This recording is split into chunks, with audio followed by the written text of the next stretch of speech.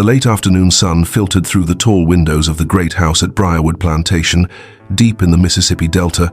casting long shadows across the polished mahogany table where Master Elijah Blackwood supped with his family. The air carried the thick scent of blooming magnolias mixed with the earthy smell of recent rain that had dampened the vast cotton fields,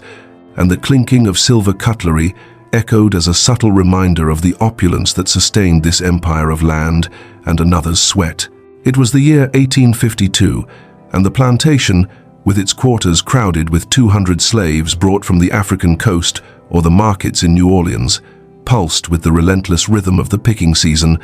But here, in the dining room lit by crystal chandeliers shipped from Charleston, the world seemed untouchable, a bastion of privilege where the suffering of others was just a distant hum. Elijah, a man of 45 with graying sideburns and eyes as cold as the steel of a spur, meticulously cut a piece of roasted venison, his 10-year-old son, Thomas, seated beside him in a modified wheelchair, his lower limbs inert for 5 years since the accident that left him paralyzed after a fall from a wild colt in the property's pastures. Mistress Annabel, Elijah's wife, watched in silence, her face marked by the fatigue of years managing the great house, while her husband expanded his lands with the ferocity of one who saw slaves not as people, but as disposable tools. It was then that the kitchen door, which led to the back where the house slaves prepared the meals, creaked open slowly, and a small figure appeared on the threshold, her bare feet caked with the red clay of the path leading to the quarters, her rough cotton shift torn at the hem, revealing thin legs covered in dust. Eliza, a 9-year-old slave girl from the Mandinka nation, with large brown eyes that seemed to carry ancestral secrets, stopped there, breathless, as if she had run from sunrise without rest. The house servants, elderly slaves who served the table, froze, knowing her presence in the master's dining room was an affront, but Eliza lifted her chin with a determination that belied her age or condition, and declared in a firm voice, cutting the silence like a blade, "Master, give me something to eat, and I'll heal the boy." The planter stopped with the fork halfway to his mouth, the juice from the meat dripping onto the fine china plate, and for an instant, the air seemed heavier, charged with disbelief and the acrid smell of red wine spilled by a nervous servant. Elijah blinked, processing the words of this little creature who barely reached the height of the table, one of the many he had bought at auction in Natchez for a few dollars, destined for trifling tasks like gathering fallen leaves or cleaning the stables alongside her mother, a slave woman named Hattie, who was wasting away in the quarters, her lungs consumed by the cotton dust. Then, the laugh exploded from him, a guttural, thunderous sound that reverberated off the walls lined with European tapestries, making the candle flames dance and the glasses vibrate. "Heal the boy? You, a filthy little nigger from the quarters, think you can do what the doctors from New Orleans couldn't?" He leaned forward, his eyes glinting with a mix of cruel amusement and ingrained contempt, the kind of look he reserved for slaves who dared to raise their voice above a subservient murmur. Mistress Annabel covered her mouth with an embroidered handkerchief, shocked but hiding a smile, while the servants retreated into the shadows, knowing the master's volatile mood could turn to fury in an instant. Elijah continued, his voice rising in a mocking tone, pointing the fork toward Eliza as if it were a weapon. "Look at her, Thomas. This one can barely stand after a day in the field, and now she comes to tell me she'll cure what God himself has stricken? Get on, girl, before I have the overseer take you to the whipping post to learn not to babble from hunger." The humiliation spread like the sulfur smell of an extinguished candle, the servants chuckling softly to please the master, and Eliza felt the heat rise to her face, tears burning in the corners of her eyes, but she did not move, her fists clenched at the sides of her slender body, her stomach rumbling audibly in the silence that followed the laughter. The boy Thomas, who until then had watched everything with the glazed eyes of boredom and resignation, leaned slightly in his chair, his pale face gaining a sudden pink color, and whispered to his father, his voice trembling but clear as the plantation bell, "Father, my legs feel warm." Elijah froze, the fork clattering onto the plate with a metallic clang that echoed like an omen, and he turned to his son, the laughter dying in his throat as if choked by an unseen hand. Thomas, whose inert legs had lain motionless under the table for years, now shifted restlessly, his toes twitching faintly beneath the fabric of his linen trousers. an inexplicable warmth rising up his calves as if his dormant blood was waking from a long sleep. The girl Eliza watched, motionless, her eyes fixed on the boy, and an oppressive silence hung in the air, broken only by the crackling of the fireplace where oak logs burned, releasing a woody perfume that contrasted with the cold sweat beading on the planter's forehead. It was the moment, the instant, when the impossible erupted into the brutal routine of the plantation, and Elijah, for the first time in decades of absolute command, felt a chill down his spine, as if the shadows of the quarters, always relegated to the edges of the property, had infiltrated the great house to demand an unpayable price. To understand how this enslaved girl had dared to invade the master's sanctum with such an absurd promise, one had to go back several weeks to the suffocating heat of a February noon, when the scorching Mississippi sun beat mercilessly on the endless cotton fields of Briarwood Plantation. The air was thick with humidity, heavy with the steam from damp leaves and the acrid stench of sweat from the slaves bent over in the rows, their hoes striking the red earth with a mechanical rhythm enforced by the lash of the overseer, Silas Croft, a burly man of 30 with facial scars from past brawls, and a reputation for cruelty that made even the birds in the woods fall silent when he approached. The plantation, an inheritance from a line of planters that traced back to the first tobacco colonies and had now flourished in the empire of cotton, stretched for hundreds of acres, with the great house rising like a white-columned palace in the center, its whitewashed walls and wide verandas contrasting with the clapboard shacks of the quarters out back, where 200 souls lived crammed in damp cabins, the dirt floors covered with moldy straw and the eternal air of human misery. Master Elijah Blackwood, descended from Englishmen who had crossed the Atlantic with dreams of wealth, ruled it all with an iron fist, buying slaves at the New Orleans markets or directly from traders who still flouted the 1808 law, despite the empire's empty prohibitions. At 45, he was tall and imposing, with an incipient belly from feasting while others starved and worked, and his wife, Mistress Annabel, 42, a woman with fine features and hair pinned in a severe bun, managed the house slaves with a cold efficiency, assigning tasks that ranged from washing the master's clothes in the nearby creek to preparing meals with ingredients they would never taste. Their son, Thomas, was born to privilege, but at age 5 had suffered the fateful accident. Playing in the stables, he was kicked by a wild stallion, his vertebrae snapping like dry twigs, leaving him bound to a wheelchair imported from Boston,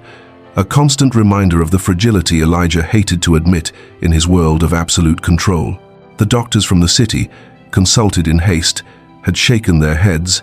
declaring the paralysis irreversible, and since then Thomas lived a confined existence, his days filled by private tutors trying to fill his mind with Latin and arithmetic, while his body wasted away from inactivity. The 10-year-old boy, now with melancholic eyes that stared at the horizon of cotton fields as if dreaming of a freedom not even the slaves dared imagine. In the quarters, life pulsed to different rhythms, an underworld of nighttime whispers in African dialects mixed with broken English, where slave mothers told stories of spirits and ancestors to soothe children terrified by the daily punishments. Eliza, daughter of Hattie, a 38-year-old woman originally from a village on the Gold Coast, had arrived at the plantation at age 4, sold with her mother after their former master died in a yellow fever epidemic. Hattie worked in the fields from sunup to sundown, her shoulders bowed under the weight of the cotton sacks she dragged for miles, her dark skin marked by old scars from whippings. Mr. Croft applied for any slowness, like the time she dared ask for a day's rest to birth another child. Eliza, small and quick, was assigned to light tasks, gathering the cotton bolls dropped by the crows or sweeping the dry leaves from the yards.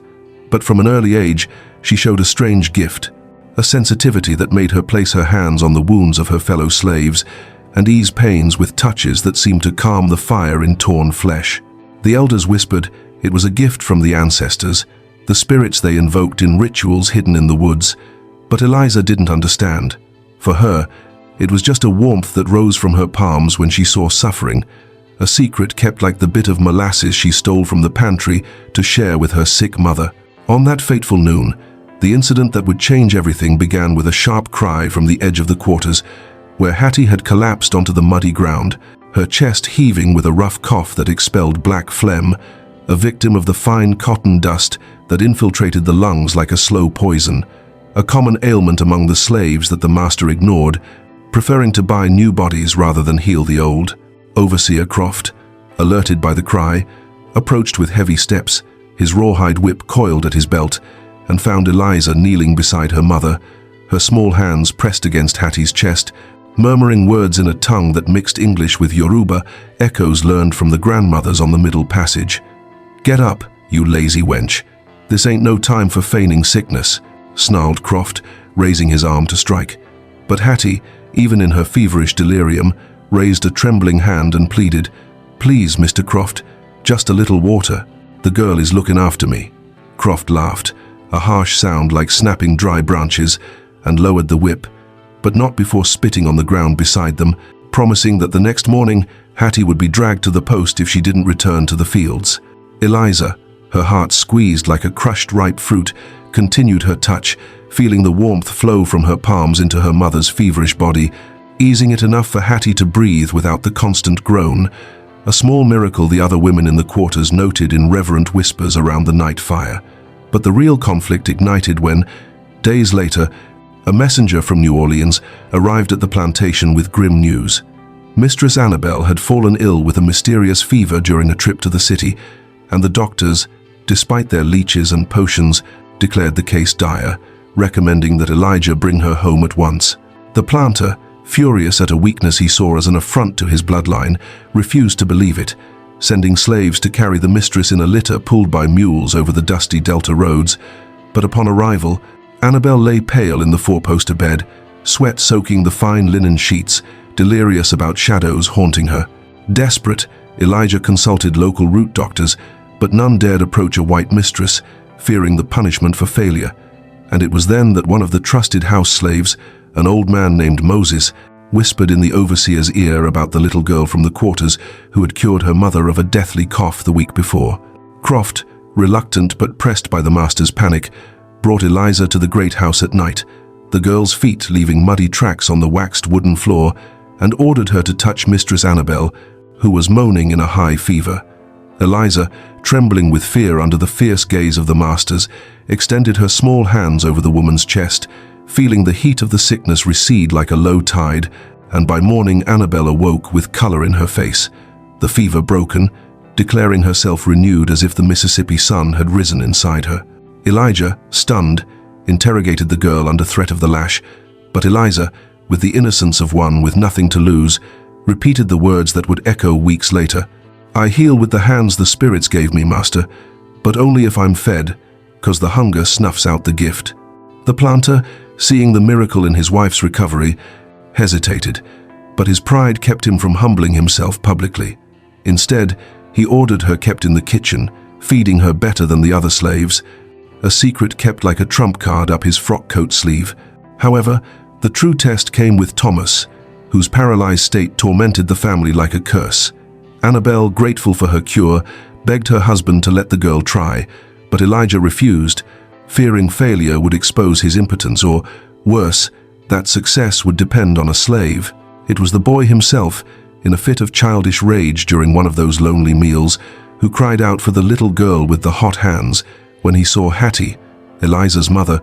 collapse in the gardens while carrying firewood, and he insisted she be called, starting a chain of events that would culminate that fateful afternoon in the dining room. The following weeks were a whirlwind of tension at Briarwood Plantation, where the air in the great house, once serene, now carried an invisible weight of expectation and repressed fear. Elijah, consumed by the doubt the miracle with Annabelle had planted in his rational mind,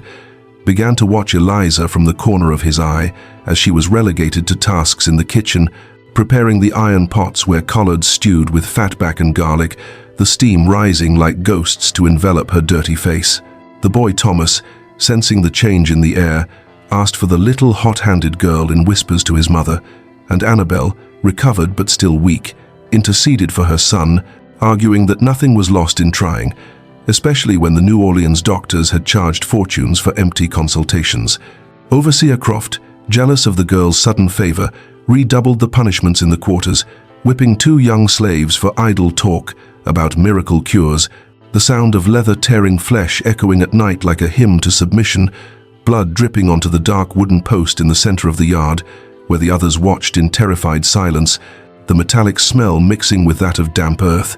Hattie, Eliza's mother, worsened daily, the cough now accompanied by bloody sputum that stained the cabin floor with red dots, and the girl, torn between her duty in the great house and her mother's bedside, stole herbs from the woods to make teas that eased the suffering,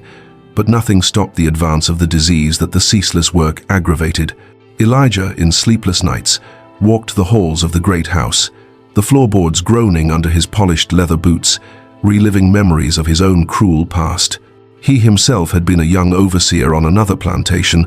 applying the lash with sadistic pleasure to gain the master's trust, and now, watching his son suffer, he questioned if the karma from the marks he'd left on so many backs wasn't returning through Thomas. The escalation came one rainy morning when the boy, trying to lift himself from his chair during a lesson with his tutor,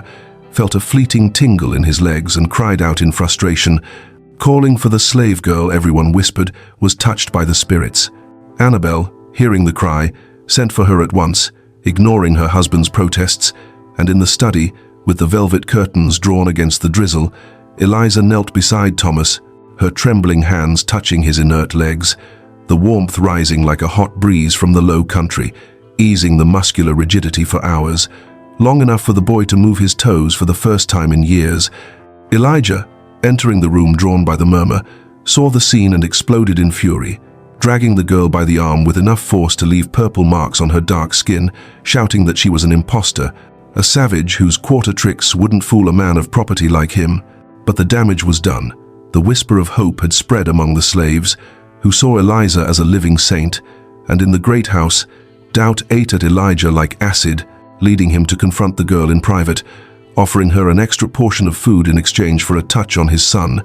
a secret bargain that shamed him, but which he justified as pragmatism. The tension peaked when Hattie, delirious in the quarters, called for her daughter loud enough for the overseer to hear and drag her to the post, applying 10 lashes that opened bloody furrows in her thin back, the blood running like red rivers onto the earth, and Eliza, running from the great house upon hearing the screams, begged the master for mercy, revealing her gift in sheer desperation by touching her mother and staunching the bleeding, an act Croft witnessed and reported with rage, fearing he would lose his power. That afternoon in the dining room, with the sun setting in orange hues over the cotton fields, everything converged. Elijah, forced by Annabel's insistence and his son's pleading gaze, had allowed Eliza to approach the table under the pretext of serving, and it was there, in the middle of the supper, that she dared to declare her offer, the moment of the miracle unfolding like an ancient scroll, Thomas's legs warming under the table as his father laughed, oblivious to what was to come. Elijah stared at his son, his heart hammering in his chest like the pestle in the plantation's grist mill, and extended a trembling hand to touch Thomas's legs, feeling the unnatural heat emanating from them, a vital pulse that defied the years of atrophy. The girl Eliza remained standing, her eyes downcast but her chin high, her empty stomach rumbling like distant thunder, and Mistress Annabel rose from her chair, her handkerchief falling to the floor, approaching the boy with tears in her eyes, murmuring prayers to the Virgin that she mixed with invocations to entities she dared not name. The servants, frozen in the shadows, exchanged glances heavy with awe and fear, knowing that a miracle in the great house could shake the foundations of the quarters, where Hattie still moaned from the fresh pain of the whip. Thomas, a shy smile breaking across his pale face, tried to stand, his legs trembling but supporting his weight for one glorious instant before they gave way, falling back into the chair with a dull thud. But it was enough for Elijah, the man who never bowed, to whisper, "What did you do? Girl, what is this in you?" The question hung in the air, laden with promise and peril, while outside the thunder rolled, announcing a storm that would either wash away the plantation's secrets or bury them deeper. Approximate word count, 2,500 words. Finished, Block 3. The central yard of Briarwood Plantation, bathed in the silver light of the full moon rising over the Mississippi pines like a watchful eye, had transformed into a stage of dancing shadows and whispers, thick with ancestral fury, the damp night air saturated with the smell of turned earth and the acrid sweat of tense bodies gathering around the whipping post, a structure of hard oak driven into the soil like a profane cross. Overseer Croft, his face lit by the torch in one hand and the bullwhip coiled in the other, dragged Eliza by her thin arm, his fingers digging into her dark skin like a hound's claws, while the girl struggled with the ferocity of one with nothing left to lose, her screams echoing against the walls of the distant great house, where the candlelight flickered like restless souls. The drivers loyal to Croft, a dozen enslaved men whose loyalties had been bought with promises of extra molasses and fewer beatings, formed an oppressive semicircle, their faces marked by old scars from suppressed uprisings, murmuring approval of the overseer's plan to accuse her of witchcraft and stealing herbs from the pantry, a crime that would justify not only a public lashing, but her sail downriver to a sugar plantation, separating her forever from her dying mother. Elijah, alerted by the shrieks that cut the night like knives, burst from the room where he was trying to calm Thomas, who had risen from his bed for the first time in years thanks to the accumulated healings, his legs still unsteady, but supporting him on crude crutches made from branches, the boy running awkwardly down the dark hallway, his heart pounding like a hunted deer's. "Stop! Let her go!" the master thundered, his imposing silhouette cast by the moon, his frock coat unbuttoned revealing a sweat-soaked shirt, but Croft, drunk on momentary power, turned with a sadistic laugh, the whip uncoiling with a crack that split the humid air. This witch was gonna poison the boy, master. I saw it with my own eyes, her mixing roots in his food to steal the gift for her own kind. The lie ignited the yard like gunpowder, and one of the drivers advanced with a hoe raised, ready for the first blow.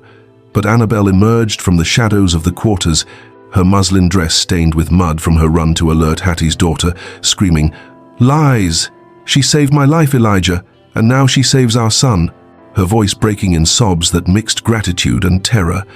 while Auntie Rose and the women from the quarters emerged en masse, torches in hand, forming a human barrier that smelled of ritual herbs and fierce determination. The confrontation exploded into chaos.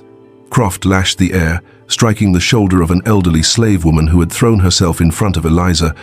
the leather tearing the thin flesh and exposing bone in a spray of hot blood that spattered the ground, the screams multiplying like echoes of a dormant insurrection, and Elijah, torn between fury at his insubordinate overseer and the fear of a rebellion that would sweep his plantation like fire in the cane fields, drew the flintlock pistol from his belt, the cold metal gleaming in the moonlight. Thomas, reaching the yard breathless, saw the scene and screamed Eliza's name, stumbling forward, his crutches digging into the mud, and he held out his hand to her, a gesture symbolizing the fragile bridge between master and slave. But Croft, crazed, turned the whip on the boy, the leather hissing through the air toward his unprotected chest. The climax unfolded in a symphony of violence and redemption, the night sounds amplified by collective dread. The crack of the whip stopped inches from Thomas's body as Elijah fired the pistol into the air, the blast echoing like a thunderclap that silenced the yard, sulfuric smoke mixing with the smell of fresh blood from the fallen old woman, who groaned on the ground with her shoulder opened like a festering wound. "Croft, you treacherous dog! She is mine now, and anyone who touches her answers to me," roared the master, advancing and felling the overseer with a punch that snapped his jaw,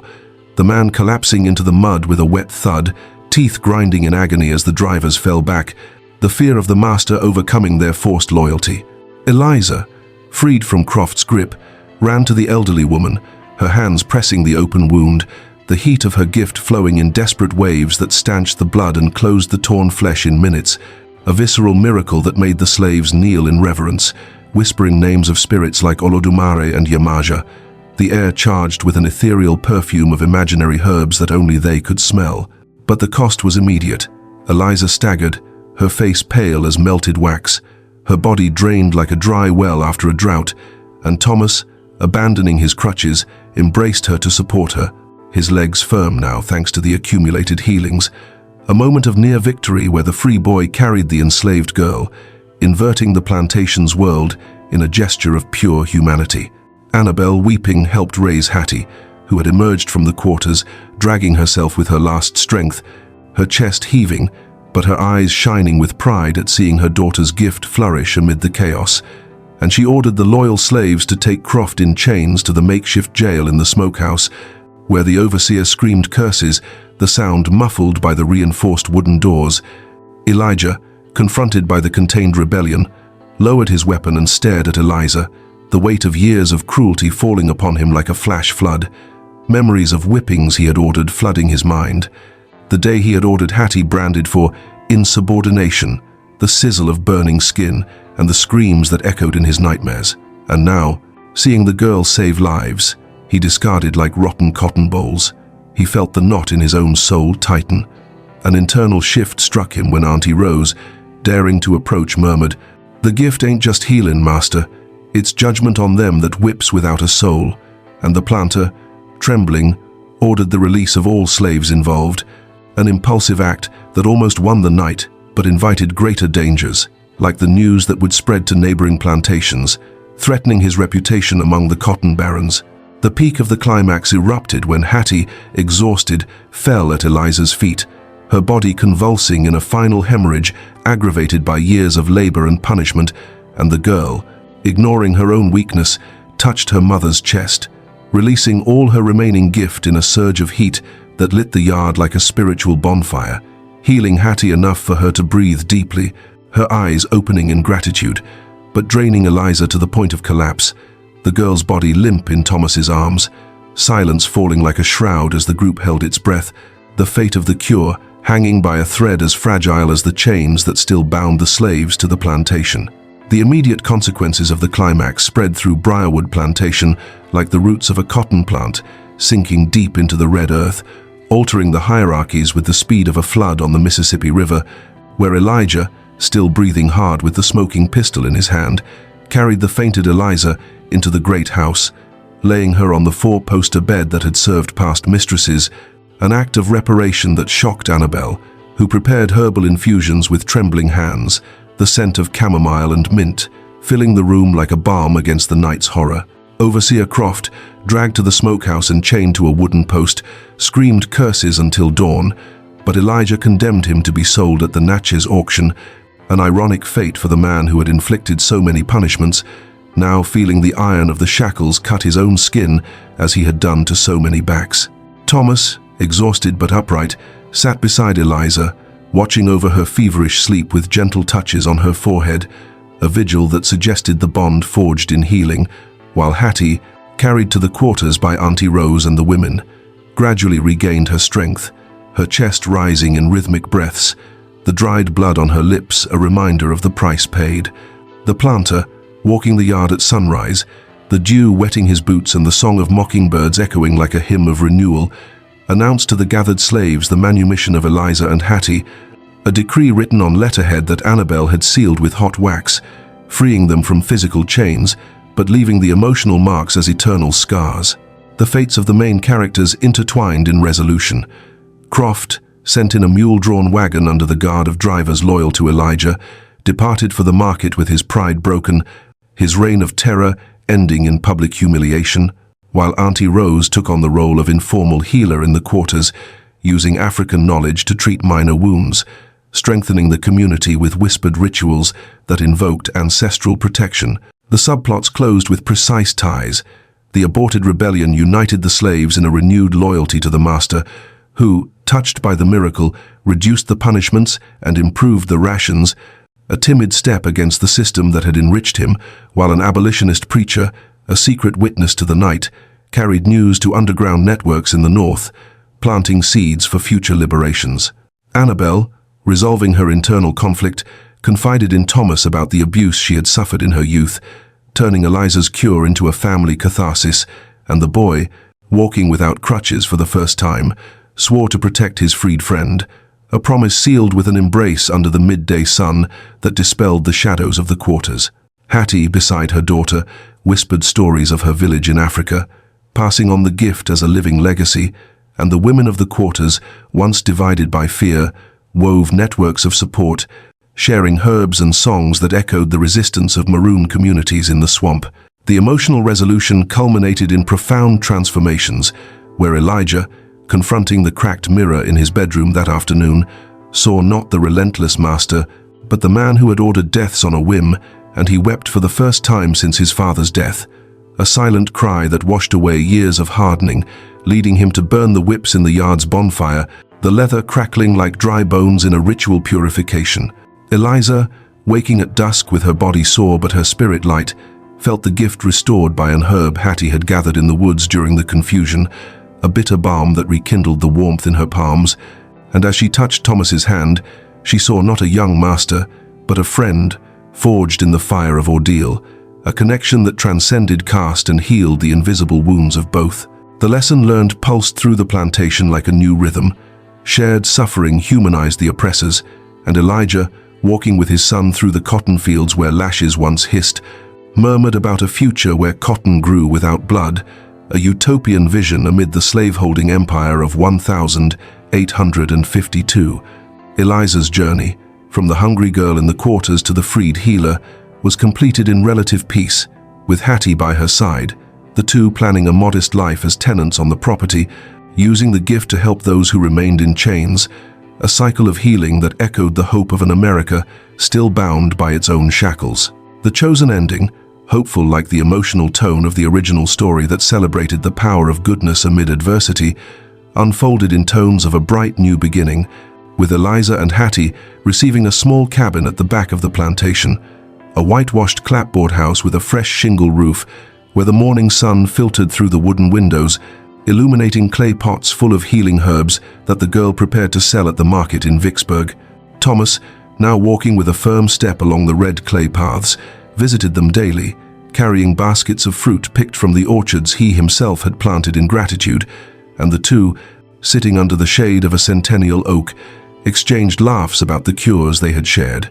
a friendship that blossomed like the cotton fields in the rainy season, suggesting a future where Eliza's gift would spread beyond the plantation fences. Elijah, transformed by the journey, donated marginal lands for an informal settlement where elderly slaves could rest, an act of reparation that drew suspicious glances from his neighbors, but filled his chest with an unprecedented peace, while Annabelle, beside her husband, networked with other mistresses to press for milder laws, an abolitionist whisper growing in the drawing rooms of the great houses. Hattie, her health restored, told ancestral stories to the children of the quarters at dusk, the bonfire's flames dancing in her eyes like African stars, passing on the legacy of resistance and healing that had survived the Atlantic. And Eliza, her hands now strong and calloused from free labor, healed a wound on a neighboring sharecropper, feeling the warmth flow without cost, a symbol that hope, even on enslaved soil, could sprout like a tenacious seedling. The plantation, once a hell of whips and groans, now pulsed with a fragile balance, the chapel bell ringing not for masses of submission, but to celebrate small victories, and on the horizon of the Delta, distant maroon communities beckoned like promises of full freedom, a new beginning that honored the suffering without romanticizing it. The story of Eliza at Briarwood Plantation ends here, but it echoes the thousands of real narratives of enslaved women who, with hidden gifts and silent resistance, shaped America between 1619 and 1865, facing the brutality of the trade and the plantations to preserve African wisdom that healed bodies and souls amid the horror. Every healing touch, every muffled cry in the quarters, reflects the legacy of slavery that still marks our lands with deep inequalities, reminding us that true freedom arises from the courage of those who, like Eliza, dared to challenge the chains with outstretched hands. Thank you for following this journey to the end. If this story of hope amid pain has touched you, subscribe to the channel for more reports that rescue the unseen parts of our history. Here, we tell what needs to be remembered, and your presence strengthens this voice. Now I want to know, what did you feel about Eliza and Thomas's new beginning? Did this healing make you reflect on the marks of slavery in America today? Tell me in the comments. Share if you know similar stories.